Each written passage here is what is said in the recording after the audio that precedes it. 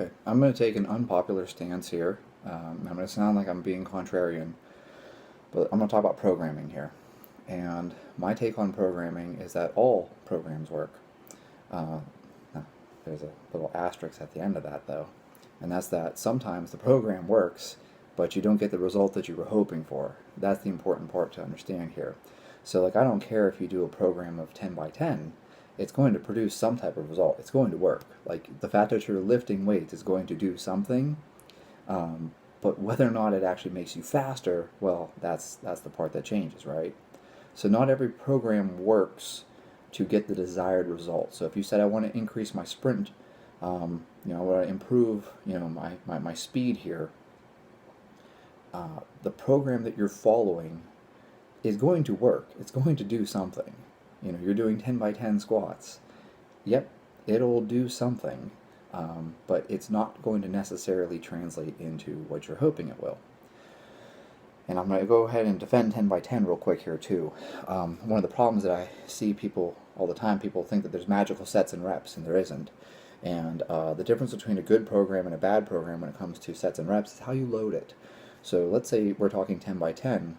Well, what if you started off with 45 pounds?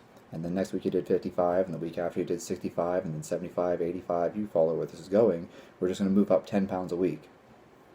Starting off with that very, very light workout, and then slowly working up by 10 pounds a week over time, let's say you squat on Monday, bench on Wednesday, and deadlift on Friday, okay, and you follow that program, that is going to, over time, progressively load you because you're adding 10 pounds every week. And eventually you're going to plateau, and you're not going to make any more progress, and there'll be time for you to change programs. It's that simple.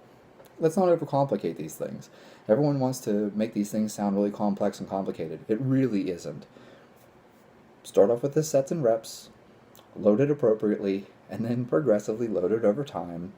Whenever you stop making progress, change your rep scheme, move things around, change some things, and suddenly you'll start progressing again. Okay, look at Doug Hepburn, just singles, then he would switch to triples, then he would switch back to singles, then he would switch back to triples, and he would just go back and forth between the two. Whenever his singles plateaued, he would switch to triples. When his triples plateaued, he would go back to singles. Easy, simple. Now here's the point that I want to make to you though, and this is the part that I'm talking about where everything works, but you're not necessarily going to get the result that you want.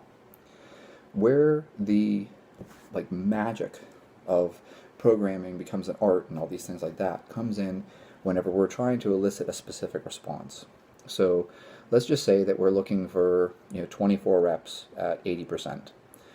Okay, if you do 4 sets of 6, that's going to produce a different result than, say, if you did 12 sets of 2, or even 24 sets of 1. Why? Because the bar velocity is going to be greater whenever you're doing the low reps. All right, so if we start tracking bar velocity, and I have you do 1 rep as hard and fast as you can, boom, maximum intent, you boom, shoot out of the hole, and you're being as aggressive as possible, that speed, as you come out of the hole, you're not going to be able to sustain that for all 6 reps if you were doing sets of 6. But if you're doing it for 1, then resting for 2 minutes, then 1, resting for 2 minutes, 1, resting for 2 minutes, you're going to have this recovery between sets where now you're able to keep pushing that velocity. If I have you do a set of 6, it's going to be like bang, and then the second one will be probably close to the same, but not quite. The third will be a little bit slower, and then 4, 5, and 6 you're going to see a big drop off. So that now your 6th rep is very slow compared to your first rep. Conversely, if I have you do doubles even, 12 sets of 2 to get to your 24 reps, you're going to have a higher average velocity per rep. That's going to have a better translation into things like speed. Because what do we know about speed and power, right? It's just a mathematical equation here. So if you maintain a higher speed, you now have a higher power output. If I'm doing a power snatch, my bar velocity is 2 meters per second. If you take that and mathematically work it out, it comes out to X amount of power, right? We have this watts of power. And if I take a deadlift, and that deadlift is heavier than the snatch, but it's only moving at 0.5 meters per second, it's, depending on the loading, okay, but it's completely possible that my power snatch with a light weight ends up having a higher actual power output than my deadlift with a significantly heavier weight, simply because I moved it so slowly. Okay? And when you're looking at athletes and you're trying to build that explosiveness, you're trying to build speed, you're going to end up getting a better result from that velocity work where you're moving the bar faster, you're moving a load at a high speed. That's going to translate better. Now, like I said, both work though, right? So if I do nothing but slow deadlifts, I mean, I will gain something, right? Maybe I get stronger, maybe I have more hypertrophy, I get bigger glutes and bigger hamstrings. But does that make me run faster? And not always. Sometimes it does, sometimes it doesn't. And this is what I talk about even when it comes to squatting, right? You take your sprinters and you deep squat them and they end up getting slower. Oh, why? Well, because deep squatting them, it's essentially a weighted stretch. So you're deep squatting and now you're stretching that tissue.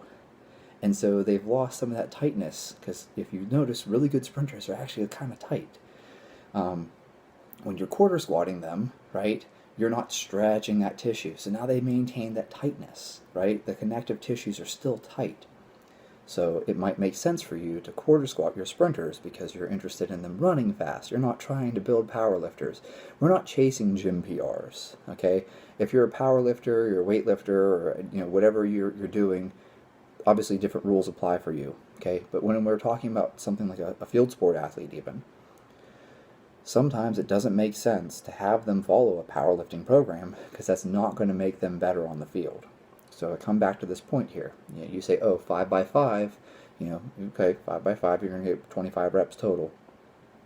But you might be better off taking that same loading, right? So if it's 80 or 85% for 5 by 5, you may be better off taking that same loading and doing 8 sets of 3 or 12 sets of 2, because now you're getting better velocity, and that velocity is what's going to translate into athletic performance.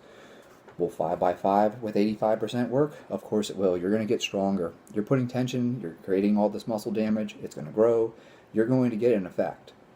All programs work. It's just that you may not get the result that you're desiring here. And so my point being is that, even something like 10 by 10, yes, it will work. Like if you load it appropriately, it will work. But it doesn't necessarily get you the result you're chasing, as in, like I mentioned, getting faster. And that's really what this stuff comes down to, guys. Like, a lot of people want to sell you their, really complex programming scheme and all this stuff like that. And, you got to have these RPE this and blah, blah, blah, blah, blah. And it doesn't really matter.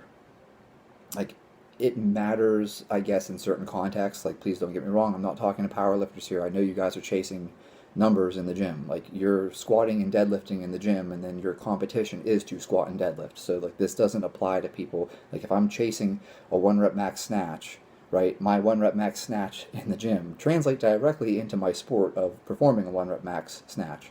However, let's say we're talking about a shot putter, or we're talking about, a football player. It doesn't matter. No one cares how much your gym PR was, right? So, I can sumo deadlift X number of pounds. Well, okay, that's great. Did it make you run faster? And that's the point here, is that lifting weights is going to create some change. Like, something's going to happen. You're going to get a result. But in order for you to get specific results, you have to figure out very carefully what the stimulus is and how that stimulus is going to apply to the end result that you actually desire. Because, if my goal is to run a 10-second 100 meters, and all I do is squat, squat, squat, squat, squat, because I believe that somehow me chasing this massive squat is going to make me run faster, believe me, I'm sure you guys can think of it. There's plenty of guys who have huge back squats, and they're not fast runners. Okay. Meanwhile, you could have a guy who, only back squats, 1.5 times his body weight, but he moves the bar with such intent and such speed that it actually translates into the performance of sprinting. So there you guys have it. That's basically my take on programming, is that the sets and reps don't really matter that much. Everything will work, but in order for you to get a specific adaptation, that's where you have to step back and you have to look at things and consider, oh, hey, what is the specific goal? And then choose sets and reps that match that.